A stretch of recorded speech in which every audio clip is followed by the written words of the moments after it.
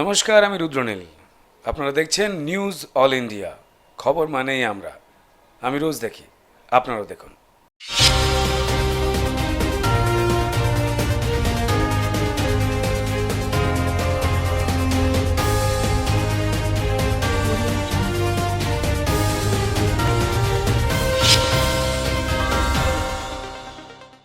নমস্কার, নিউজিল্যান্ডের পর্দায় আপনাদের স্বাগত। আপনাদের সঙ্গে আমি অর্পিতা। শুরু করছি আজকের বিস্তারিত খবর।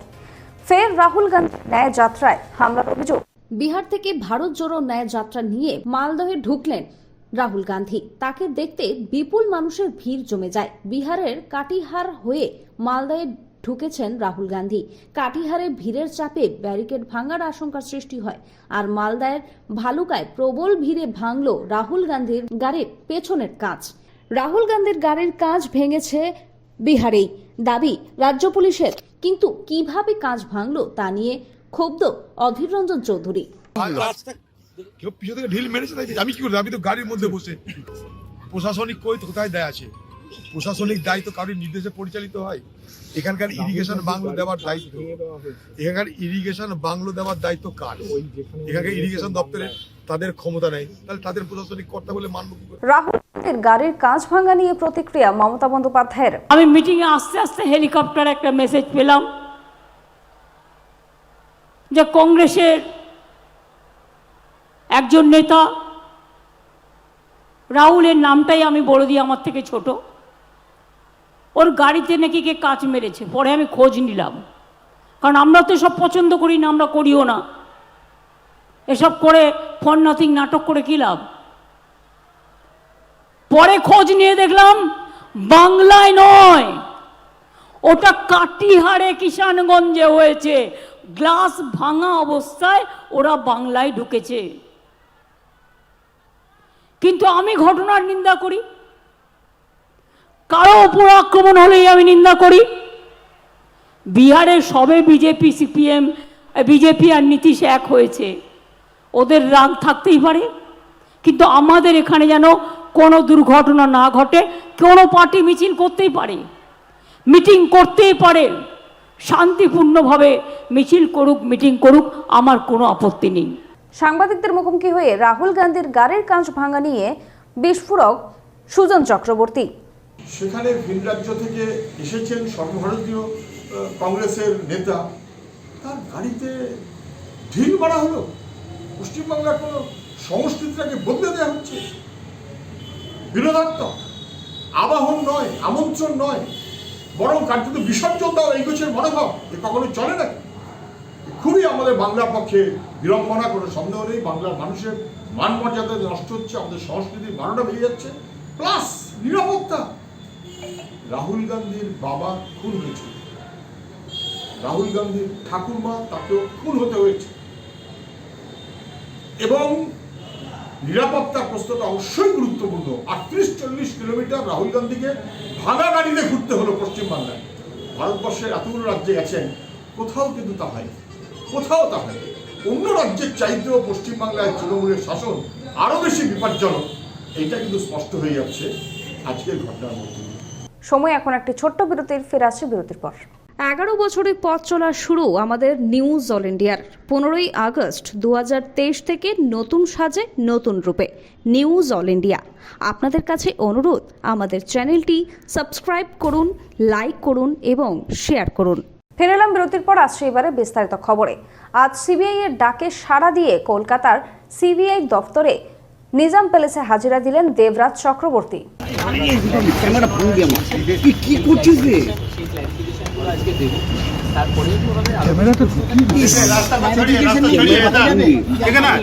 তদন্ত প্রক্রিয়া আমি চাইবো না যে কোনো তদন্ত প্রক্রিয়ার মধ্যে আমি পাবলিকালি কিছু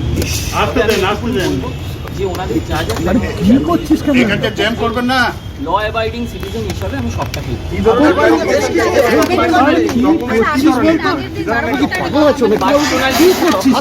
ক্যামেরাটাকে আটকে রেখে দিয়েছো।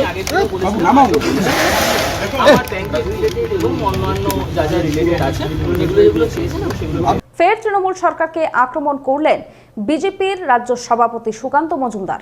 पश्चिम बंगाल की सरकार यूटिलाइजेशन सर्टिफिकेट नहीं दे रही है, और इसका अमाउंट अगर हम जोड़े कि कितना पैसा इसमें यूटिलाइज हो गया, लेकिन यूटिलाइजेशन का कोई सर्टिफिकेट नहीं है, यानी काम हुआ है या नहीं हुआ है, या पैसा ऐसे ही चला गया किसी की पॉकेट में, भाईपों के पॉकेट में चला गया, या टीएमसी के ममता बनर्जी के भाइयों के पॉकेट में चला गया, ये किसी तरीके इसका कोई जानकारी किसी के पास नहीं है।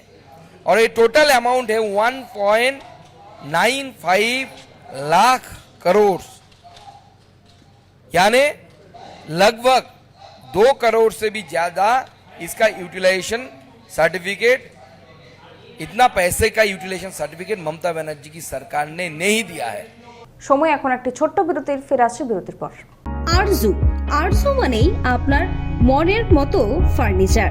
আসুন দেখে নিন আপনার পছন্দ অনুযায়ী অফিস বা ঘর সাজানোর জন্য নতুন ডিজাইনের ফার্নিচার, ডিজাইনেবল সোফা, আলমারি, ড্রেসিং টেবিল, অফিসের জন্য রকমারি চেয়ারের সাথে দোলনা, বিভিন্ন রকম ডিজাইনেবল ফার্নিচার। তাহলে আর দেরি না করে চলে আসুন আরজুতে। 74 Rajdanga gold park, Kolkata 700107, 52D Raja SC Mallick road, Jadavpur, Kolkata 700032। Phone number 8100472255, 8240411427। ফিরলাম বিরতির পর, আসছে এবারে বিস্তারিত খবরে। ফয়াজ আহমেদ খানের প্রশংসায় পঞ্চমুখ সাংসদ মালা রায়। 365 দিন 66 নম্বর ওয়ার্ডের এলাকার উন্নয়ন, নিয়ম করে মানুষের কথা শোনা একজন কাউন্সিলরের যা যা কর্তব্য সবই দীর্ঘদিন ধরে করে চলেছেন ফয়াজ আহমেদ খান। এদিন সাধারণ মানুষকে পরিষেবা দেওয়ার এক অনুষ্ঠানে দক্ষিণ কলকাতার সাংসদ মালা রায় এই কথাই বললেন।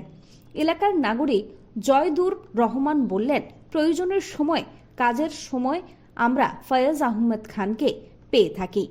বুধবার থেকে শুরু হলো সংসদের বাজেট অধিবেশন, আর স্বাগত ভাষণে রাষ্ট্রপতি দ্রৌপদী মুর্মুর ভাষণে উঠে এলো একাধিক বিষয়।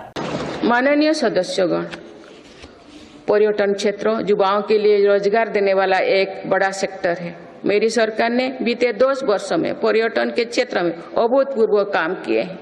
भारत में घरेलू टूरिस्ट की संख्या के साथ ही भारत आने वाले विदेशी पर्यटकों की संख्या भी बढ़ी है।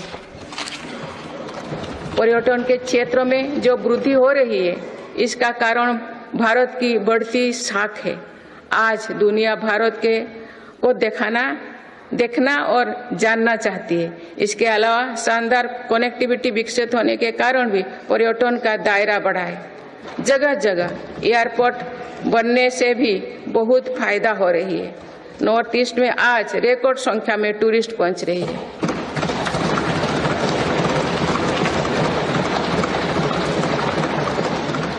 अंडमान निकोबार और लक्षद्वीप को लेकर उत्साह चरम पर है। मेरी सरकार ने देश भर में तीर्थ और ऐतिहासिक स्थलों के विकास पर बल दिया है।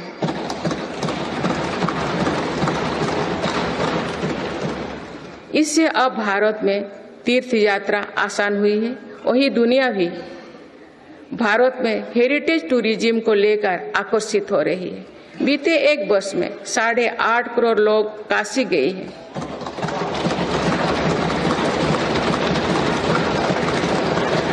5 करोड़ से अधिक लोगों ने महाकाल के दर्शन किए हैं। अयोध्या धाम में ही प्राण प्रतिष्ठा के बाद 5 दिनों में ही 13 लाख श्रद्धालु दर्शन कर चुके हैं। मेरी सरकार भारत को मीटिंग और प्रदर्शनी से जुड़े सेक्टर में भी अग्रणी बनाना चाहती है। সময় এখন একটি ছোট্ট বিরতির, ফিরে আসছে বিরতির পর। গাড়ি চালানো শিখতে চান? দীর্ঘ 24 বছর ধরে সরকার অনুমোদিত স্কুলে মহিলা এবং পুরুষদের গাড়ি চালানো শিখিয়ে এবং ড্রাইভিং লাইসেন্স দিয়ে রোজই রোজগারের সুবন্দোবস্ত করে দেওয়া হয়। এক্ষুনি চলে আসুন সরকার অনুমোদিত নস্কর মোটর ট্রেনিং স্কুলে, তেলচলা থানার সামনে, ভিআইপি নগর এবং অজয়নগর, মুকুন্দপুরে।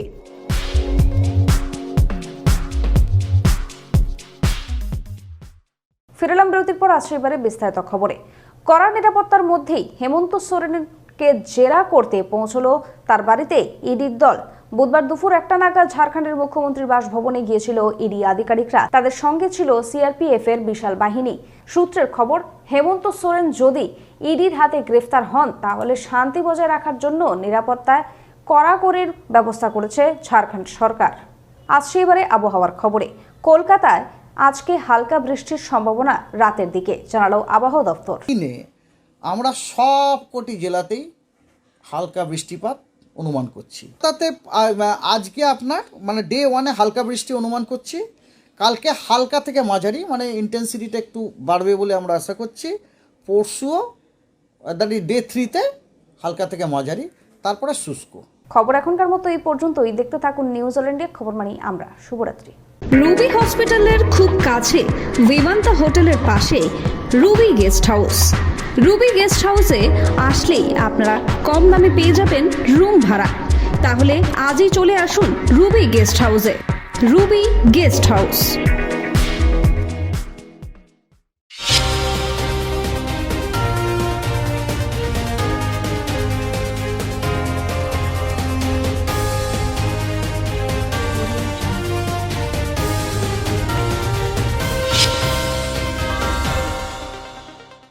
নিউজ অল ইন্ডিয়া, খবর মানে আমরা মানে নিউজ অল ইন্ডিয়া।